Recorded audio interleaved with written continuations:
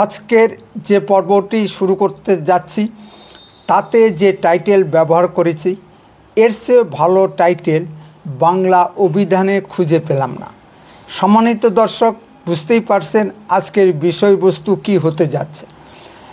নাগরাকাটায় বন্যা কবলিত এলাকা পরিদর্শনে গিয়ে বিজেপি সাংসদ শ্রী খগেন মুর্মু ও বিধায়ক শঙ্কর ঘোষ আক্রান্ত হয়েছেন। আঘাত এতটাই গুরুতর যে মাননীয় প্রধানমন্ত্রী মোদিজি টুইট করে এর নিন্দা জানিয়েছেন। উত্তরে কণ্ঠের তরফ থেকেও এ ঘটনার তীব্র নিন্দা জানানো হচ্ছে। এ আঘাত শুধু সাংসদ শ্রী খগেন মুর্মুর উপর নয়, ভারতীয় গণতন্ত্রের উপর আঘাত। মমতা ব্যানার্জির প্রত্যক্ষ নির্দেশে আন্তর্জাতিক ইসলামী জেহাদি জঙ্গি সংগঠন দিয়ে ভারতীয় গণতন্ত্রের উপর আঘাত করা হয়েছে। আন্তর্জাতিক ইসলামী জঙ্গি সংগঠনের সঙ্গে মমতা ব্যানার্জির সরাসরি যুক্ত। এর জন্য মমতা ব্যানার্জির প্রশংসা পাক পার্লামেন্টে গৃহীত হয়। একথা বারবার বিরোধী দলনেতা শ্রী শুভেন্দু অধিকারী বলেছেন। কেন্দ্রীয় স্বরাষ্ট্রমন্ত্রী অমিত শাহজি কানে পৌঁছায়নি, পৌঁছাবে কী করে? মাননীয় কেন্দ্রীয় স্বরাষ্ট্রমন্ত্রী অমিত শাহজি অন্ধ হয়ে কানে তোলা দিয়ে বসে আছে। নপুংসক প্রধানমন্ত্রী ও কেন্দ্রীয় স্বরাষ্ট্রমন্ত্রী মমতা ব্যানার্জি তলে তলে আন্তর্জাতিক ইসলামী জঙ্গি সংগঠনের সঙ্গে হাত মিলিয়ে পশ্চিমবঙ্গকে স্বাধীন পশ্চিম বাংলাদেশ বানাতে চাইছেন। তিনি মুসলিম মহিলাদের মতো হিজাব পরে নামাজ আদায় করেন ও পূজা করেন। তার আচরণ প্রমাণ করে তিনি হিন্দু নন। তিনি নিয়মের বাইরে গিয়ে পিতৃপক্ষে মাতৃপূজার উদ্বোধন করেন। তিনি নিজেকে বামনের ঘরে মেয়ে বলে দাবি করেন। ফল যা হবার তাই হয়েছে। সামান্য একটু বৃষ্টিতে উত্তর দক্ষিণ মিলে 50 জন সহনাগরিকের মৃত্যু হয়েছে। এই আক্রমণের ভিতর দিয়ে মমতা ব্যানার্জি পশ্চিমবঙ্গের বিজেপি কর্মীদের একটি স্পষ্ট বার্তা দিতে চাইছেন। বিজেপির কেন্দ্রীয় নেতৃত্ব বুঝছেন কিনা জানি না। কেন্দ্রীয় নিরাপত্তার বলয়ের ভিতর থাকা সত্ত্বেও বিজেপি নেতৃত্বের যদি এই হাল হয় তবে সাধারণ বিজেপি কর্মীদের কি অবস্থা হতে পারে তা বুঝতে কষ্ট করতে হবে না। পশ্চিমবঙ্গে আগামী বিধানসভার ভোট কি সুস্থভাবে নির্বিঘ্নে সম্পন্ন করা সম্ভব হবে? মমতা ব্যানার্জি চাইছেন বিজেপি কর্মীদের মৃতদেহের পাহাড়ের উপর দাঁড়িয়ে তিনি ক্ষমতায় আরোহণ করবেন।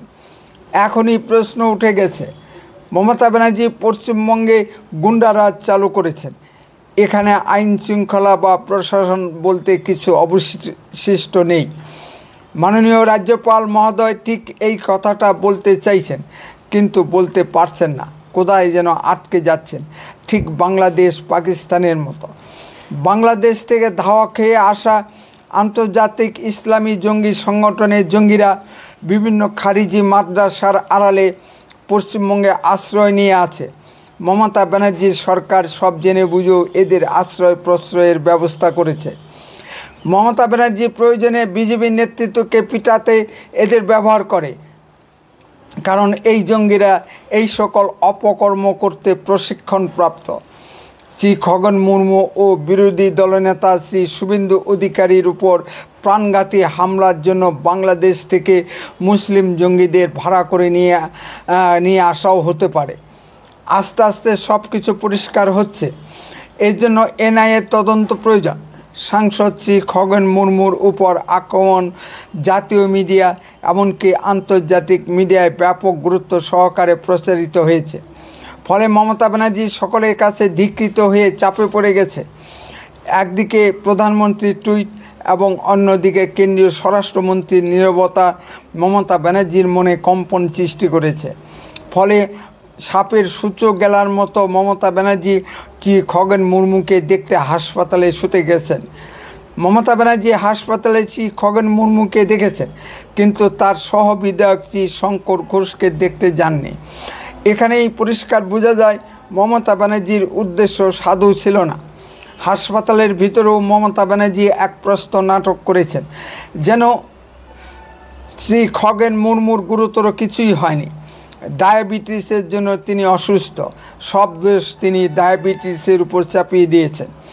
শ্রী খগেন মুর্মুর উপর মুসলিম জিহাদিরা আক্রমণ করেছে, তাকে মারধর করেছে এবং এমপি সাহেবের গাড়ি ভেঙে দিয়েছে। এই সকল ঘটনা সব মিথ্যা এবং সব ফেক ভিডিও। আজ পর্যন্ত মমতা ব্যানার্জি এই ঘটনার নিন্দা পর্যন্ত করেননি। যে কোনো বিপরীত পরিস্থিতিকে ঘুরিয়ে দিতে মমতা ব্যানার্জির জুরি মেলা ভার।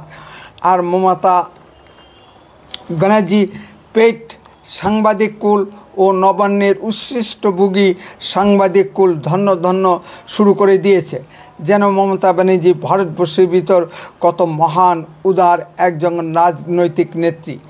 আমার ধারণা মমতা ব্যানার্জির প্রত্যক্ষ মদত ও নির্দেশ ছাড়া এ ঘটনা কখনোই ঘটতে পারে না।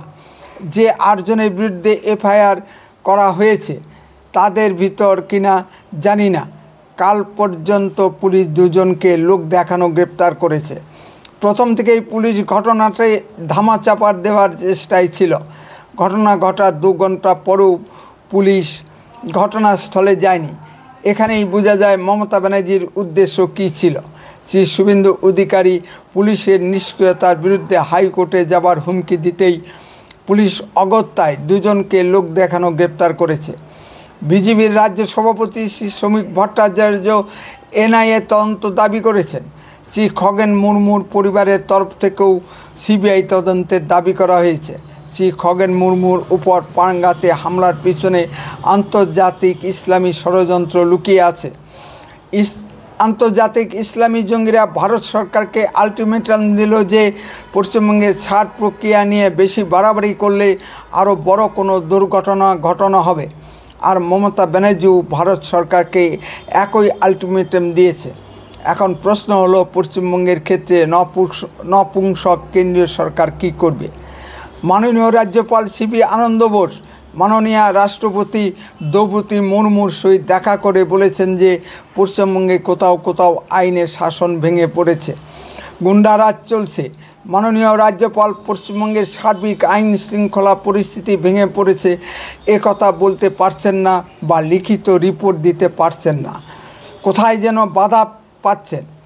বৃষ্টিতে যখন দক্ষিণবঙ্গ ভাসছে তখন মমতা ব্যানার্জি দুর্গাপূজার পিঠা খেতে বেড়াচ্ছেন। আবার যখন অতিবৃষ্টিতে উত্তরবঙ্গে মৃত্যু মিছিল চলছে তখন মমতা ব্যানার্জি পূজার কার্নিভালে টলি সুন্দরীদের কোমরে ধরে নাচছেন। ব্যাপক সমালোচনার মুখে পড়ে শেষ পর্যন্ত মমতা ব্যানার্জি উত্তরবঙ্গে এসেছেন ঠিকই, কিন্তু তার আগেই ইসলামী জেহাদি শক্তিদের দিয়ে শ্রী খগেন মুর্মুদের উপর প্রাণঘাতী হামলা শানিয়ে দিয়েছেন। আমার প্রশ্ন, পশ্চিমবঙ্গে চুরি দুর্নীতি ছাড়া আইনের শাসন আছে কি? রাজ্যপাল মৌখিকভাবে মাননীয় রাষ্ট্রপতিকে জানাচ্ছেন কেন? পশ্চিমবঙ্গে প্রকৃত অবস্থা লিখিত আকারে রাষ্ট্রপতিকে জানাচ্ছেন না কেন? এটা তো মাননীয় রাজ্যপালের ডিউটি। আমি যে কেন্দ্রীয় সরকারকে নপুংসক বলছি এই কারণেই। এখানে কেন্দ্রীয় মোদী সরকারের দুর্বলতা, মোদী সরকারের একটা সীমাবদ্ধতাও আছে। বিজেপি একক সংখ্যাগরিষ্ঠতা নেই, বিভিন্ন দলের সমর্থন নিয়ে সরকার চালাতে হচ্ছে। মাননীয় মোদীজি লৌহমানবী ইন্দিরা গান্ধীকে অতিক্রম করতে যেতে পারলেন না। এখন ভারতের প্রয়োজন ইন্দিরা গান্ধীর মতো একজন দৃঢ় চেতা শক্ত সামর্থ্য প্রধানমন্ত্রী। মোদীজির দুর্বলতার কারণে বাংলাদেশের মতো একটি রাষ্ট্র ভারতের উপর চোখ গরম করে কথা বলে, যে রাষ্ট্রের জন্ম ভারত দিয়েছে। আবার পাকিস্তানের সেনাপ্রধান জেনারেল আশিক মুনির ভারতকে নিউক্লিয়ার থ্রেট দেয়, যেন পাকিস্তানের হাতেই একমাত্র নিউক্লিয়ার পাওয়ার আছে। আবার আমেরিকার প্রেসিডেন্ট ডোনাল্ড ট্রাম্প ভারতের উপর ট্যারিফ আরোপ করেছে, যে ডোনাল্ড ট্রাম্পের নির্বাচনী প্রচার অভিযানে কোটি কোটি ডলার মোদিজি ব্যয় করেছেন। মাননীয় মোদিজির এখন বয়স হয়েছে, তিনি হয়তো এই চাপ নিতে পারছেন না। মাননীয় যোগীজিকে এই দায়িত্ব দিয়ে মোদিজির অবসরে যাওয়া উচিত, অথবা উত্তর পূর্ব ভারত থেকে হেমন্ত বিশ্ব শর্মার মতো কম বয়সী নেতাকে প্রধানমন্ত্রীর চেয়ারে আনা যেতে পারে। উত্তরে কণ্ঠ সর্বদাই বাস্তব ও সত্য কথা বলে। আরও এই ধরনের ভিডিও পেতে দয়া করে এক্ষুনি চ্যানেলটিকে সাবস্ক্রাইব করুন, বেল আইকনে ক্লিক করুন, আপনার মূল্যবান মতামত কমেন্টে লিখুন। বন্দে মাতরম, ভারত মাতা কি জয়।